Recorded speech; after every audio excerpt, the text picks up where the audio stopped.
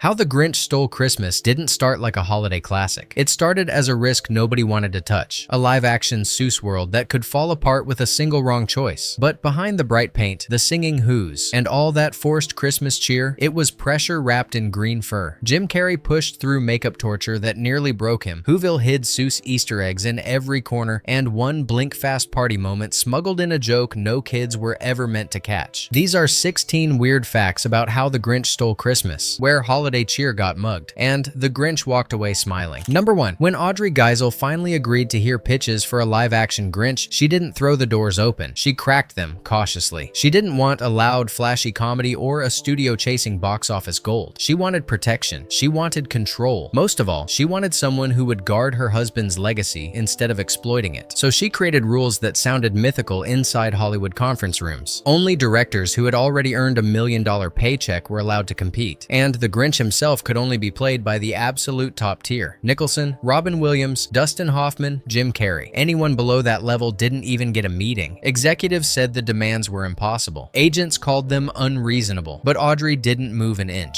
She'd seen too many adaptations twisted into something unrecognizable, and she refused to let Dr. Seuss become another casualty of studio ambition. And here's the twist. Those sky-high requirements are what saved the movie. They filtered out everyone who wasn't bold enough or strange enough to bring Whoville to life without breaking its heart. The Grinch didn't just need a studio. He needed someone Audrey could trust, and she built the gates high enough to make sure only the right team could ever walk through. Number 2. By the time Jim Carrey met Audrey Geisel, Ron Howard had already chosen him to play the Grinch. The meeting was more courtesy than audition, a chance for Audrey to meet the man who would embody her husband's most famous character. But there was a complication. Carrey was in the middle of filming Man on the Moon, and his commitment to playing Andy Kaufman had become absolute. He was staying in character around the clock, refusing to break, even off camera. So when Audrey came in for the meeting, she wasn't going to meet Jim Carrey at all. She was going to meet his Andy Kaufman, and she accepted that going in. The conversation was strange, quiet, and a little surreal. Kaufman's gentle voice, his careful mannerisms, his stillness. Audrey watched this calm, reserved presence and wondered privately whether Ron Howard had made the right choice. Then something shifted. For a single moment, Carrey slipped through Andy's mask. His mouth curled into a slow, impossible grin. Wicked, unmistakably Grinch-like, pulled straight off a Seuss page. Audrey later said no human face should have been able to bend that way. That moment erased every doubt. The casting was already decided, but the Grinch smile proved Ron Howard had been right all along. Number 3. When Audrey Geisel looked at the early drafts of How the Grinch Stole Christmas, she didn't hate them. She just didn't recognize them. The jokes were sharper, the tone leaned older, and some of the gags felt like they wandered in from a completely different kind of movie. It wasn't Seuss, not the way she knew him. So she stepped in. Anytime something felt too edgy, too wink-wink, she circled it and sent it back. She pushed through 8 drafts doing that. One joke at a time, one tone shift at a time, slowly pulling the script back toward the world her husband actually built. And honestly, it worked. She wasn't trying to make the movie safe. She was trying to make it honest, something a kid could enjoy without the adults feeling like they were watching a different film entirely. By the end, the story finally sounded like Seuss again, and Audrey could look at it and say, yeah, that's the world he meant. Number 4. Universal loved Jim Carrey, but they were terrified of one thing, that the Grinch's makeup would hide him completely. They were paying for a global superstar, and early designs did nothing to reassure them. One test simply painted Carrey green, a look he joked made him resemble a rejected cast member from Cats. Legendary makeup artist Rick Baker pushed for a full prosthetic transformation, but the studio refused. They worried audiences wouldn't be able to see Carrey at all. So Ron Howard staged a test no one could argue with. He filmed several actors in full Grinch prosthetics, mixed the footage together, and then showed it to a group of kids, including his own daughter. The moment Carrey appeared, as every child pointed at the screen instantly. That's Jim. That was enough. The studio realized the makeup wasn't hiding him, it was magnifying him. And once the design was approved, the Grinch stopped being a concept. He became a character carried entirely by Jim Carrey. Number 5. Becoming the Grinch wasn't just acting for Jim Carrey. It was a daily fight with a costume that pushed him far past exhaustion. Every morning started before sunrise when he stepped into a makeup trailer that already felt too small. Technicians layered prosthetics across his face, glued appliances to his skin, and sealed him into a bodysuit packed with real dyed yak hair. The suit held heat like an oven, and once it closed, there was no escape. His first full session lasted 8.5 hours. By the end, he was shaking from frustration and panic. He even kicked a hole in his trailer wall because the pressure of the suit and the claustrophobia became unbearable. The team eventually cut the routine down to 3 hours, but repeating it 92 times made the days feel endless, and the yellow contact lenses didn't help. They scratched, burned, and fogged so badly that Carrey tore them out between takes just to breathe. As the shoot continued, the strain only grew. The glued-down nose limited his airflow. The facial pieces tugged with every expression. The heat inside the suit drained him to the point where he questioned whether he could keep going. That was the breaking moment, and the moment Universal made a surprising call. They brought in a CIA-trained torture-resistant specialist to help Carrey stay calm, focused, and mentally grounded inside the Grinch's shell. Those techniques changed everything. Carrey learned to breathe slowly, refocus his thoughts, and steady himself whenever the panic crept in. He came back to set with a clearer mind and a grip on the character that felt stronger than before. The discomfort never vanished, but he learned how to work through it and turn it into the Grinch's jerkiness, sharp movements, and wild physical energy. That performance looks playful and effortless on screen, but the truth behind it is much heavier. Jim Carrey fought through one of the toughest makeup transformations Hollywood had ever attempted. Somehow, he turned all that pressure and pain into the Grinch the world now loves every Christmas. Number 6. Kazuhiro Tsuji, one of the most respected makeup artists in the world, spearheaded the Grinch transformation. The routine was grueling for him as well. Hours of prosthetics, constant repairs, and Carrey's growing frustration. Carrey wasn't angry at the team. He was overwhelmed by the suit. But even so, the stress built until Tsuji's crew quietly suggested he step away. Tsuji took a temporary leave, and production felt the impact immediately. Carrey realized what was happening and asked for a meeting. He apologized, promised to adjust, and asked Tsuji to come back. The shift in their working relationship was immediate. Tsuji returned, the work stabilized, and the Grinch makeup became one of the defining achievements of his career. What started as tension became mutual respect, and a partnership that made the impossible look effortless on screen. Number 7. Whoville may look cheerful, but getting the Who's ready each day was its own kind of endurance test. Most actors spent 3 hours in the chair as prosthetic noses, cheeks, and brows were glued on with industrial adhesive. The pieces were hot, restrictive, and difficult to breathe through. Jeremy Howard, who played Drew Lou Who, eventually shaved off his real eyebrows after learning that covering them alone added an hour to the routine. And because the prosthetic noses limited airflow, several cast members had to breathe through tiny straws tucked inside the makeup. It was the only way to stay comfortable under the lights. Rashes, irritation, and allergic reactions became part of the job. Behind Whoville's bright colors and cheerful smiles was a cast dealing with daily discomfort, all to keep the town looking unmistakably Seussian. Number 8. Jim Carrey reached a point where the makeup, the heat, and the claustrophobia were pushing him past what anyone expected an actor to endure. Crew members could see it. Ron Howard could too. And instead of giving another pep talk, he made a different choice. He put on the suit himself. Howard showed up one morning in full Grinch prosthetics, yellow contacts, gloves, padded chest, everything. He didn't announce it. He simply walked onto set and tried to direct while trapped in the same suffocating layers Carrey fought every day. The crew burst into laughter, but Carrey understood exactly what Howard was doing. It wasn't a stunt. It was solidarity. For one shooting day, their director carried the same weight. And for Carrey, that mattered more than any note or suggestion Howard could have given. Number 9. Ron Howard didn't want Whoville to feel like background filler. He wanted it to move with its own rhythm, playful, elastic, and slightly surreal. Normal extras couldn't do that. Cirque du Soleil performers could. The production brought in acrobats, contortionists, and physical comedians who already knew how to exaggerate movement without looking cartoonish. They spent their days bouncing through streets, slipping into strange postures, and turning simple actions into whimsical gestures. Whoville felt alive. Most viewers don't notice they're watching Cirque performers. They just feel that the town has a strange, springy personality, something lifted straight from a Seuss drawing and brought into motion by people trained to make the impossible look natural. Number 10. Max wasn't a single dog. He was an entire team of shelter pups, each with a specialty. Trainer Roger Schumacher spent months teaching them stunts, expressions, and tiny character moments until they could share the role seamlessly. Kelly and Chip handled the heavy action beats. Topsy mastered scratching and playful reactions. Zelda took on scooter shots. Stella provided the barks. And Bo pulled the Grinch's sleigh, using a lightweight harness designed to mimic the struggle without putting real strain on him. Every Max you see on screen was a rescued mixed-breed dog, a small pack working together to create one loyal, long-suffering companion. It's a detail most viewers never learn, but it gives the character an extra warmth once you know the truth. Number 11. Taylor Momsen's face became one of the film's most iconic images, but that look came from a rule, not a design choice. Hollywood restrictions prevented heavy prosthetics on children her age, meaning she legally couldn't wear the signature Who Knows. The makeup team tried workarounds, but nothing passed safety guidelines, so Ron Howard faced a problem. Cindy Lou, who couldn't match the rest of Whoville. Instead of forcing the issue, the writers embraced it. They added a small line explaining that Who's grow into their nose poses, turning a legal limitation into charming world building. It let Momsen act freely without layers of rubber glued to her face, and her natural expressions made the character even more emotionally grounded. What began as a restriction ended up giving the film its heart, a tiny face unaltered in a town full of prosthetics. Number 12. Ron Howard has a long tradition of sneaking family members into his films, and How the Grinch Stole Christmas became one of his biggest home movie moments. His brother Clint appears as Hubie's, trailing beside the mayor with a cheerful kind of chaos. His father Rance shows up as Whoville's elderly timekeeper, ringing the great bell with all the seriousness of a town elder. His wife Cheryl, his son Reed, and even a young Bryce Dallas Howard all drift through background shots like ornaments on a tree. None of these cameos are highlighted, and they aren't meant to be. They sit quietly at the edges of scenes, hidden beneath prosthetics and Whoville costumes, turning the production into something personal. For a movie built on community and belonging, Howard filled the town with people who meant the most to him, a filmmaker's version of hanging family stockings on the mantle. Number 13. Whoville isn't just Whoville. The filmmakers tucked in references that expand the world far beyond the original book, rewarding fans who know Dr. Seuss by heart. At the center of town, the massive countdown clock is crowned with Horton the elephant, a quiet nod to Horton hatches the egg, and Horton hears a who, linking two beloved stories under the same Whoville sky. These moments aren't jokes or winks to the camera, they're treats hidden in the corners, signals that the filmmakers saw the Seuss stories as a connected universe long before cinematic universes became a trend. Whoville wasn't just built for one story, it was built to hold all of them. Number 14. Martha May Whovier glows in nearly every scene she appears in, but one detail almost no one notices says even more than her dialogue ever does. When she tells Cindy Lou Who about the young Grinch's heartbreak, her hair sparkles with red gems. They look almost identical to the ornaments he once crafted for her as a child. No one in the film points it out, no character mentions it, but the match is unmistakable. Fans have long believed this was intentional, a quiet signal that Martha never stopped caring for him, even after the classroom humiliation that pushed him away. Whether the designers planned it or it emerged accidentally during costuming, the effect is the same. In a story built on misunderstandings and second chances, Martha carries a piece of the Grinch with her the entire time. It's one of the subtlest emotional threads in the movie, tucked into a hairstyle most viewers never look twice at. Hey, you still catching these little Whoville details with me? If that quiet bit of Christmas heart sticks with you, you can bring How the Grinch Stole Christmas home. Just check the links below for the Blu-ray, DVD, or 4K. Thanks for the support, it really means a lot. Now, let's slip right back into Who country. Number 15. Where Are You Christmas became the emotional centerpiece of the film's soundtrack, but the story behind it is a puzzle of talent, timing, and backstage politics. Mariah Carey co-wrote the full-length version with James Horner and Will Jennings. The original plan was simple. Mariah would record the single herself, helping drive the movie's holiday rollout. But halfway through the process, the deal unraveled. Publicly, her team blamed scheduling conflicts. Privately, industry insiders whispered a different reason. Carey's ex-husband, Sony music executive Tommy Mottola, reportedly didn't want her delivering a major song for a rival studio's soundtrack. With the window closing, the track was handed to Faith Hill, who turned it into a holiday hit. Carey later confirmed her demo still exists somewhere. For fans, that lost recording has become its own kind of legend. Number 16. When How the Grinch Stole Christmas premiered in London, the event shifted from a Hollywood spectacle to a royal occasion. Queen Elizabeth II arrived for the screening, which doubled as a fundraiser for the Cinema and Television Benevolent Fund. The charity supports people across the film and TV industry. Cast members greeted her in a formal receiving line, unsure how the monarch would react to a loud oddball Christmas comedy. Reporters never captured her thoughts on the movie itself, but those who attended the after-party remembered the mood clearly. The venue transformed into a full-scale Whoville playground, an ice skating rink, a rock-climbing wall, a towering slide that launched guests into a ball pit. While the Queen kept to the more dignified spaces, her presence lit up the room. For one surreal night, Whoville had royalty in the audience, and the Grinch got a royal seal of approval no one expected. Bonus fact: How the Grinch Stole Christmas plays most of its humor safely, especially after Audrey Geisel removed almost every adult gag from early drafts. But one slipped through, so quietly that most viewers don't notice it until years later. When Cindy Lou Who interviews her aunts, they explain that baby Grinch arrived during one of our holiday parties. The line sounds innocent, but the background isn't. Through the window, the adults are dropping their house keys into a glass bowl, a subtle nod to the key parties of the 1970s. The movie never mentions it, the camera never points it out. Kids see nothing unusual. Adults who recognize it do a double take. A hidden joke sitting right in the middle of Whoville. The boldest wink the filmmakers ever slipped past the gatekeeper of Seuss. How the Grinch Stole Christmas was born out of pressure, strict rules, brutal makeup, long days, and a production that pushed everyone to the edge. But somehow, through the tension and the chaos, something honest slipped through. It isn't remembered for the stress behind the scenes. It's remembered for the heart that fought its way out. For Jim Carrey, finding a soul under all that latex. For a cast who endured every prosthetic just to make Whoville feel alive. For the tiny details fans are still discovering more than 20 years later. If this trip back to Whoville brought back memories, or showed you something you never noticed, drop a comment and tell us which movie you want us to unwrap next. Because down in the heart of every story, even the grumpy green chaotic ones, there's always a little bit of Christmas waiting to grow.